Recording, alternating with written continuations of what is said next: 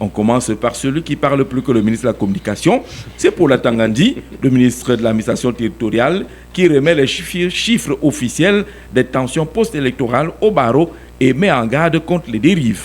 Le ministre de l'administration territoriale a reçu ce lundi le bâtonnier de l'Ordre national des avocats, Maître Mba Eric Mba, à la tête d'une forte délégation. Une rencontre qui intervient dans un contexte marqué par la controverse autour du bilan humain et judiciaire des incidents survenus après l'élection présidentielle du 12 octobre dernier. Au cours de cette concertation, Paul Atangadi a officiellement remis aux avocats un document contenant les statistiques gouvernementales. Selon ces chiffres, 1985 personnes ont été interpellées, 615 ont bénéficié d'une liberté sous caution, tandis que près de 1000 individus sont encore en détention et devront répondre de leurs actes devant les juridictions compétentes.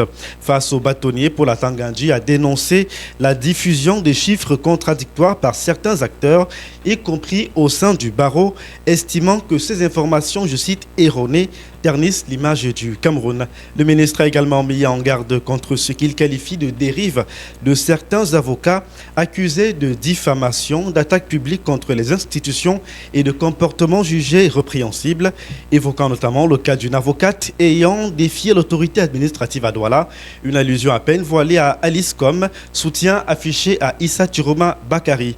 Tout en saluant l'initiative du MINAT visant notamment à clarifier les faits, le bâtonnier a relevé les excès commis par certains éléments des forces de sécurité, appelant au respect des droits fondamentaux et notamment la présomption d'innocence des personnes interpellées. Et puis Maurice Kamto rassure, il n'y aura pas de chasse aux sorcières au MRC, promet-il, lui qui trace la nouvelle ligne du parti. Le mouvement pour la renaissance du Cameroun a refermé sa convention extraordinaire tenue en ligne. Réélu président national avec une écrasante majorité, Maurice Kamto a profité de son discours de clôture pour dresser un état des lieux sans complaisance du MRC et tracer la ligne de la période à venir.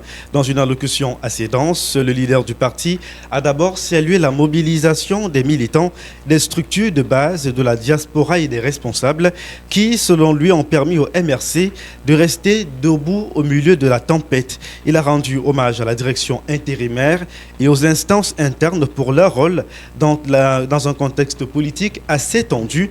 Maurice Kamto n'a cependant pas éludé les difficultés internes.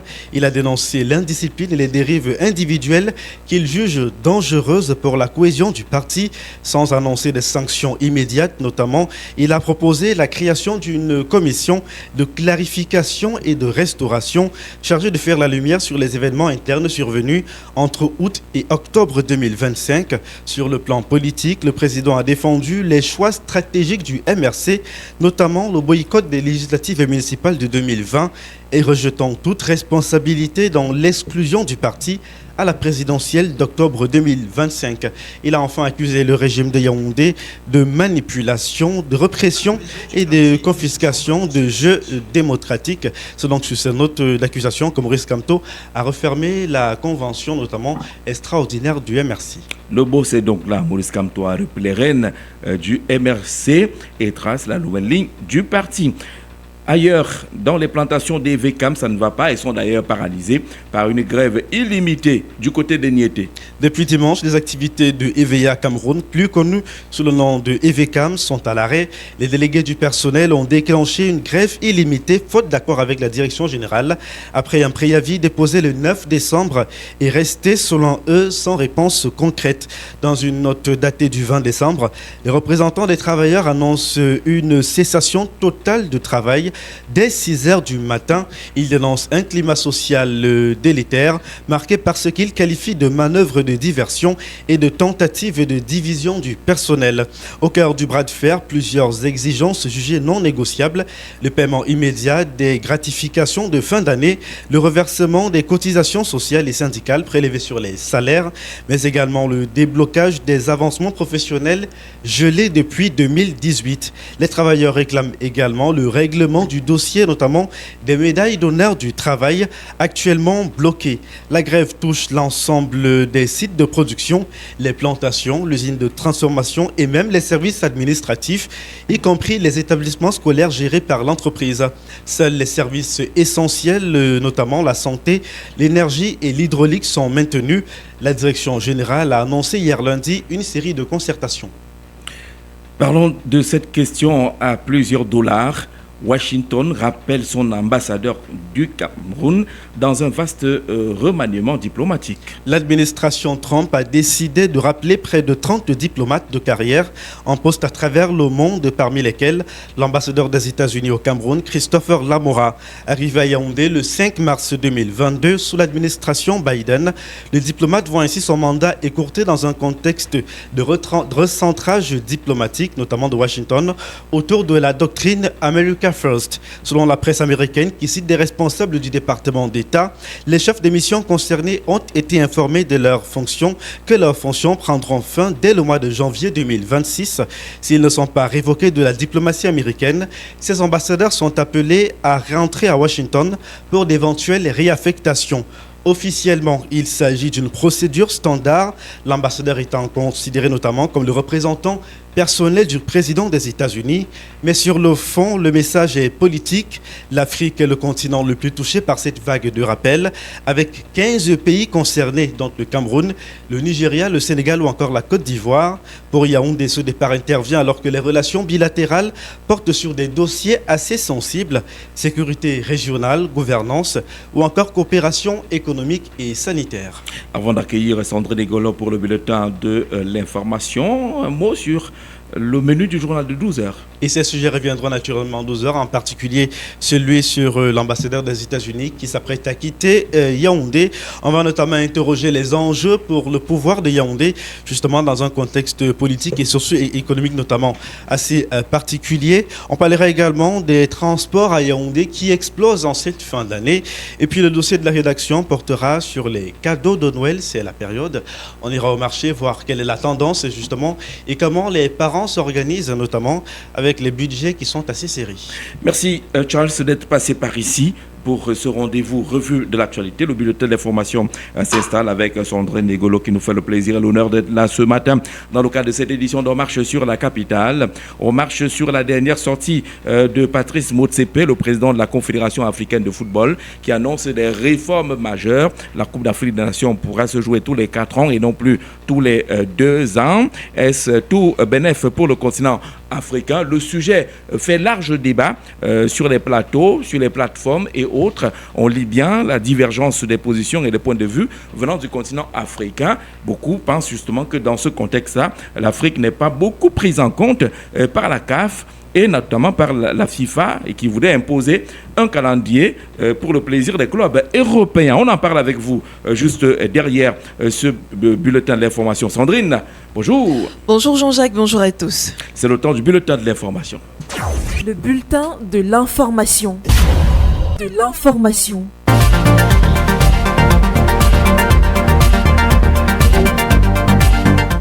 Mesdames et messieurs, bienvenue au bulletin de l'information. Le président de la République, Paul Biya, a signé ce 22 décembre un arrêté mettant fin aux fonctions de M. Bilé Akono Claude, commissaire divisionnaire à la police spéciale des chemins de fer de Ngaoundéré.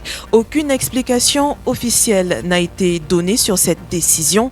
Le texte précise que le ministre des Finances et le délégué général à la Sûreté nationale sont chargés de son exécution. Le maire de Yaoundé 2, Yannick Aïssi, a inauguré ce 22 décembre 2025 un poste d'état civil avancé à l'hôpital central. Présent lors de la cérémonie, le sous-préfet, le directeur général du BUNEC et le directeur de l'hôpital ont salué cette initiative qui permet désormais aux parents d'obtenir le fait d'état civil directement à l'hôpital sans passer par la mairie.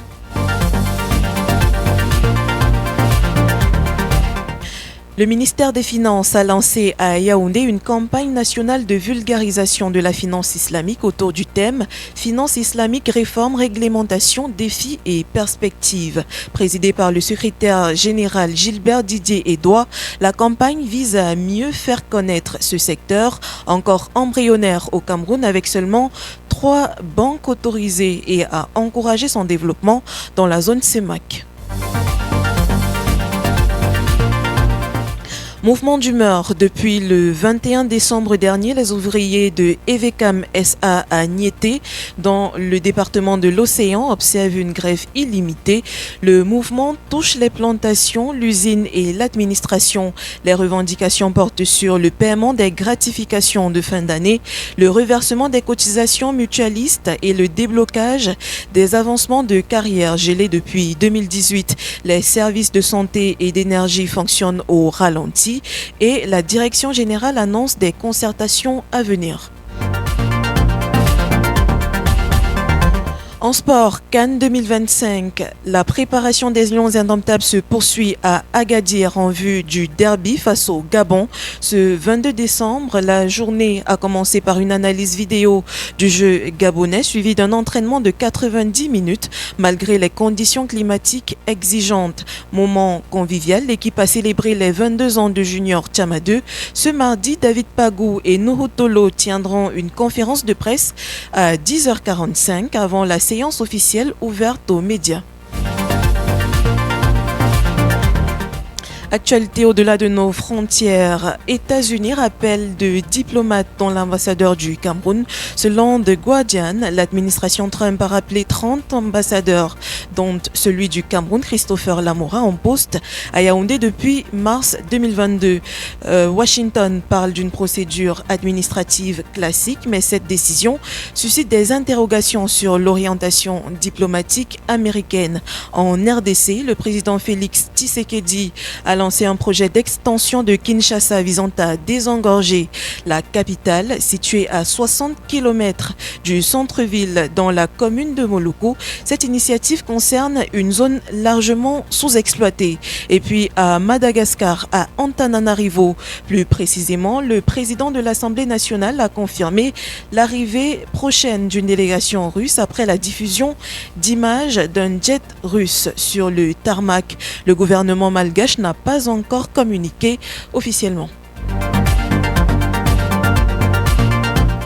Merci d'avoir écouté ce bulletin d'information. En marche sur la capitale se poursuit avec Jean-Jacques Zé. La sélection des Panthères du Gabon, c'est un derby de sous-régional qui ajoutera certainement des couleurs particulières à cette Coupe d'Afrique des Nations qui donne déjà le ton, notamment les victoires des équipes qui sont considérées comme grandes équipes. Même dans la douleur, le Maroc est passé, l'Égypte a réussi à franchir cette étape. C'est passé également pour l'Afrique du Sud, attendu maintenant pour que le premier jour, la première journée soit complète et qu'on observe bien les équipes placées un peu dans la catégorie des favoris. La sortie du Sénégal aujourd'hui face au Botswana, match prenable pour les Lions de la Teranga autour de 16h. Et puis demain, les deux gros, le Cameroun et la Côte d'Ivoire. D'ailleurs, sur les réseaux sociaux, on vous dit que tant que ces deux équipes, ces deux pays n'ont pas joué, la CAN n'a pas encore commencé. Mais le débat de l'heure autour de cette Coupe d'Afrique des Nations, c'est l'annonce faite par le président Patrice Motsepe sur le changement de périodicité de la Coupe d'Afrique des Nations. On pourrait désormais la jouer, en tout cas après 2028, tous les 4 ans et non plus tous les 2 ans. Le monde du sport africain est divisé sur cette question, entre ceux qui pensent qu'on est floué par la CAF, impacté, influencé de son côté par la FIFA, et ceux qui pensent justement qu'on est obligé de s'arrimer à cette modernité au calendrier international et autres.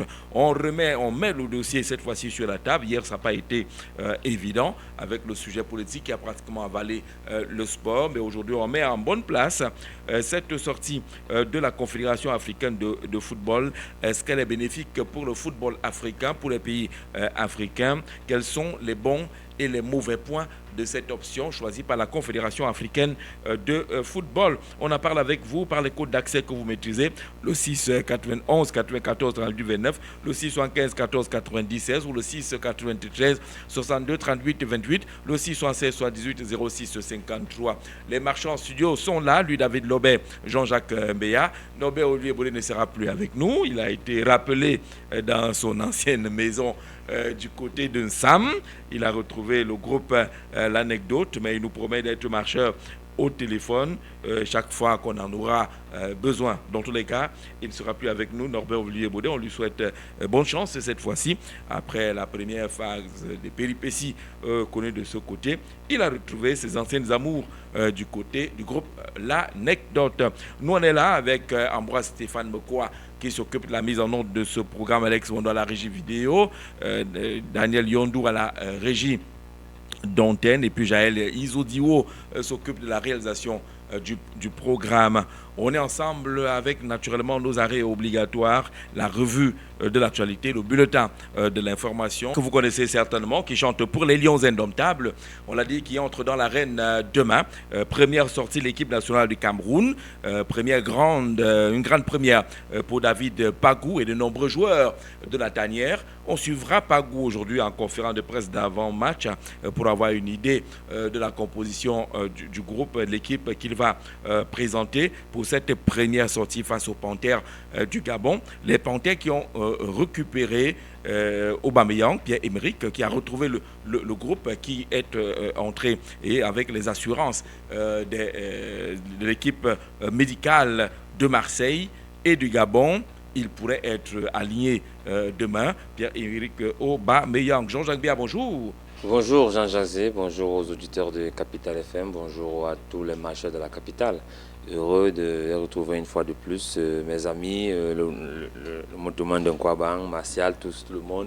Je ne peux pas citer ici. Et j'ai une pensée pour notre ami Bamboutos, qui a perdu sa maman. Oh là là, Bamboutos. Il a perdu sa maman. Je crois que le deuil doit être cette semaine. Je vais retrouver le programme pour me situer sur la date du deuil. Une condoléance à Bamboutos.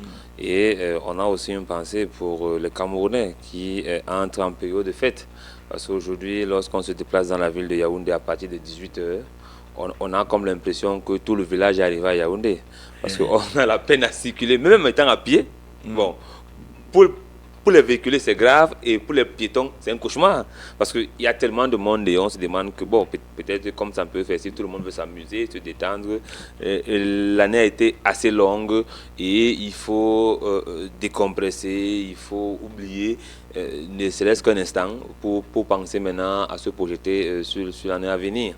Et aussi, ce qui va nous animer, cette fête, et c'est important aussi, c'est la Coupe d'Afrique des Nations qui va meubler les fêtes. Donc nous sommes déjà dans la fête du football africain, et on va continuer de fêter, et nos Lions indomptables entrent demain dans l'arène, dans le rectangle vert, dans la zone de vérité, pour savoir comment ils sont préparés et quel est l'état d'esprit qui est de ce côté. Et on a espoir, parce que on sait quand même que le coach Pagou, c'est un homme qui n'a pas sa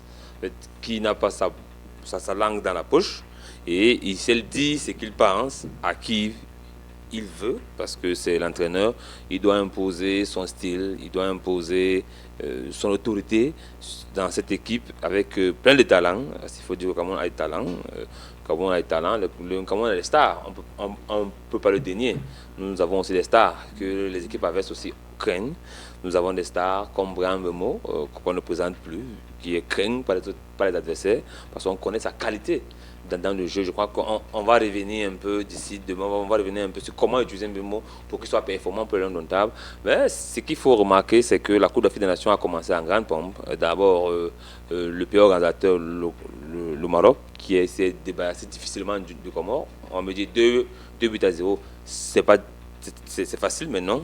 Pour le Maroc, face au Comores, 2-0, c'était pas facile, parce que le Maroc a peiné pour battre le Comore. Et hier encore, on a vu les 10 grandes équipes, comme le Mali, avec le talent qui est dans ce côté.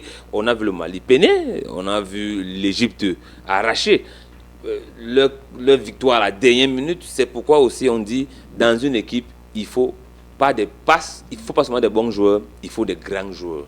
Parce que, vous savez, dans une interview, Samuel Eto'o essayait qu'il avait eu à donner à Alexander Ruiz sur Bein Sport, il expliquait le grand joueur et le bon joueur.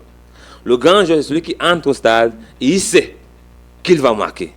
Il sait que dans ce match, même s'il a 10 occasions, il aura une occasion, il va marquer. Le bon joueur, dès qu'il a 2 occasions, il sort de son match. C'est un peu ça la mentalité du grand joueur qu'il faudrait qu'on travaille. Et je crois quand même qu'il est souvent bon d'amener un cadre dans l'effectif parce qu'on ne sait jamais ce qui peut nous créer. Surtout, vous savez, les grands joueurs sont souvent des génies. Et sur eux, ils peuvent changer le cours d'un match pour une action. Ils changent le cours d'un match. On a vu en finale de la Coupe d'Afrique 2017, Vincent Aboaka, un geste venu nulle part, il nous a donné la Coupe d'Afrique. Et nous pensons très fort que Brahim Mbeumo saura porter la veste du grand joueur. Mais hier, quand même, on a vu des équipes assez engagées, Jean-Jacques Zé. On a vu un football qui évolue. On a vu un football qui évolue. On a vu un football qui n'a plus à envier le football européen. On a vu le football se jouer et surtout l'infrastructure aide.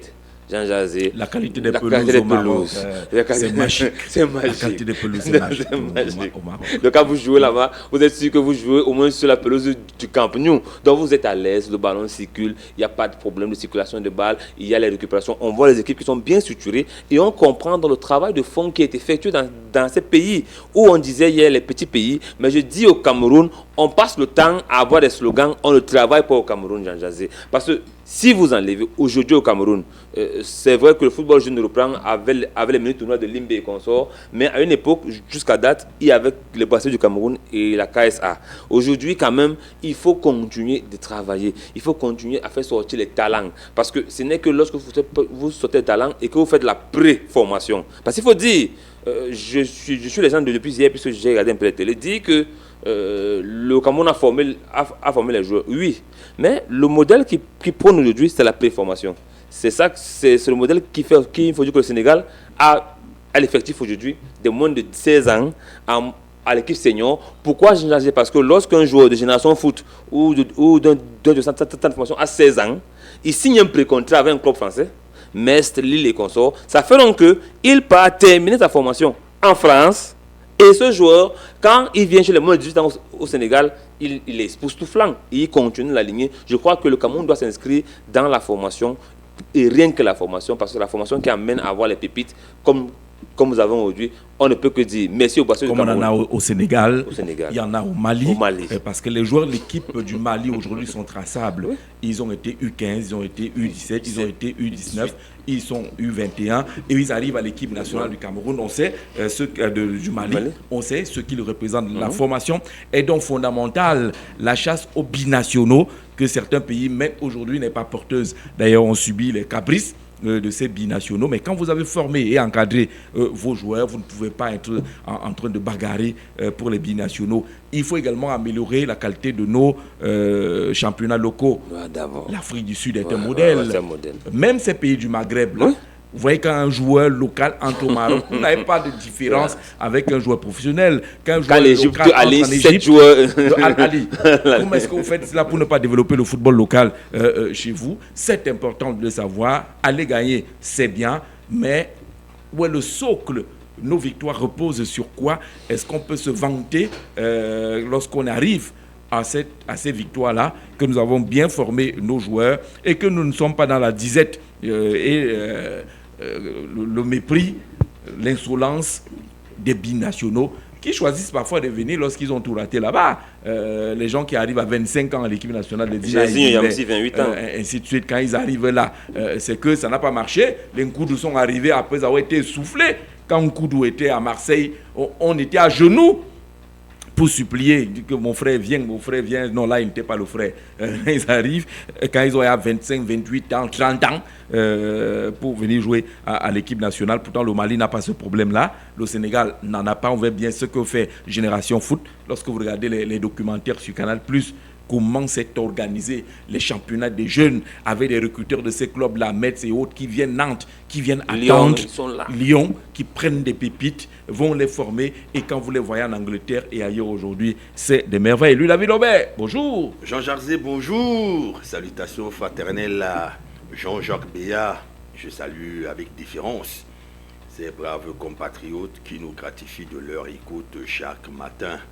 C'est avec un plaisir que je vous retrouve aujourd'hui. Et je trouve là sur la table la problématique du football, avec tout ce qui va avec, c'est-à-dire ces politiques visant à son expansion, à son rayonnement et à l'épanouissement de tous les acteurs autour de ce secteur sportif. Alors, vous êtes en train de donner des propos qui sont vrais, vérifiables ailleurs. C'est-à-dire que vous êtes en train de poser sur la table des politiques publiques efficientes, élaborées par les fédérations d'ailleurs, par les ministères en charge des questions du sport ailleurs et par les États d'ailleurs. Je sais que vous le dites avec un gros pincement au cœur, parce qu'à la vérité, ce que nous voyons ici, c'est tout autre chose. Et ce matin, j'ai été frappé de colère encore lorsque j'ai pris connaissance de propos tenus par le professeur Koumvondo. Et d'ailleurs, je vais commencer par dire à ces Camerounais qui nous écoutent que depuis des mois, on a comme l'impression qu'il y a un complot élaboré par Jean-Jacques Zé en vue de protéger certaines personnes. Parce que sur ce plateau, c'est quoi cet acte-là? Sur ce plateau, nous avons demandé à ce que ces compatriotes qui tiennent des propos équivoques ou indigènes soient convoqués sur la table de la confrontation idéale. Jean-Jacques Zé, je vous ai supplié de nous amener ici là Fridolin Nké. Vous avez protégé Nké. Je vous ai supplié de nous amener Koumvondo. Vous protégez Koumvondo. C'est pas la potence ici. Alors que nous sommes en plein dans la pacification des rapports entre les différents acteurs autour de la question du sport, voici ce que l'ami de Jean-Jacques Zé, le professeur Koumvondo, dit. Il faut aller dire à moi les combis de ne pas faire le voyage. Il n'a rien à faire là-bas. Qu'il reste à Yaoundé. Le MINSEP ne se limite pas au football. Le ministère a beaucoup de dossiers à gérer. Il y a des professeurs d'éducation physique qui souffrent dans les lycées, qui ont les problèmes de profit de carrière. Il y a des paysans dans nos villages qui ont des problèmes d'éducation physique. Le chantier du ministère des Sports et de l'éducation physique reste vaste. Fin de citation. On peut analyser diversement ces propos, mais ils sont malvenus et malencontreux, alors qu'il est question de faire chorus autour des lions indomptables. Il me semble que la guéguerre est tournée et que désormais nous sommes arrivés. La guéguerre n'est pas tournée. Tant qu'il y en a qui vivent de la guéguerre, elle ne va pas finir. Mais vous le dites si bien, c'est-à-dire que des gens qui ont peur de tomber dans le chômage de la paix. Parce que la paix va être le problème. Vous le dites, ils redoutent la paix. S'il y a paix, qu'est-ce qui amène Koumvondo à aller tenir ses propos alors que le ministre ne vous a rien demandé? Il ne vous a même pas dit qu'il va être dans votre délégation. Et rien n'interdit au ministre des Sports de faire la délégation. Au contraire, même il doit la faire. Mais il doit être dans cette délégation. Il doit la conduire. Il doit la conduire parce que la Coupe d'Afrique des Nations, c'est au-delà du 1-0, 2-0. Voilà. Ça a toujours été le cas. Quand Bidou Pat se déplaçait, quand Michel Zoua se déplaçait, tous ces ministres ont toujours accompagné l'équipe nationale du Cameroun. Ce n'est pas une spécificité camerounaise. Les enjeux d'une CAN, ce n'est pas ce qu'eux ils lisent au premier degré. Et c'est dommage que ce soit des enseignants des universités qui ont des raisonnements quand même du trottoir. À ce niveau-là, c'est quand même incroyable. C'est heurtant. D'autant plus qu'on nous fait comprendre que ce type de compatriote souffle à l'oreille de celui qui a vocation à conduire la Fédération camerounaise de football. Nous comprenons donc aisément dans quel état d'esprit, dans quelle méthode de management, dans quelle option de gouvernance nous sommes englués au sein de la Fédération camerounaise de football. Demain se révèle être un grand jour. Un jour test pour ceux qui se sont accaparés l'exclusivité de l'encadrement, disent-ils, technique du football. Mais il faut rappeler ici... Ils sont accaparés comment? C'est le ministre qui a dit « Je veux la paix, prenez je vous ai confié. On vous a confié. Et le verbe là est bien choisi. Confier. Jean Jarzy, on vous a confié. Ce qu'il y a de fantastique avec vous, c'est que vous savez cerner les contours. Les profondeurs des mains. Merci. On vous a confié. C'est-à-dire que votre pleine responsabilité est convoquée ici. Oui. À l'ouverture du match, là où j'ai essayé de jeter d'un regard assez distrait le comportement des différentes équipes. Jean Jarzy, j'ai peur. J'ai peur du ridicule qui peut être le nôtre. Je vois des équipes dynamiques, véloces, imbibées d'adversité, plan technique, plan tactique, cohésion du groupe.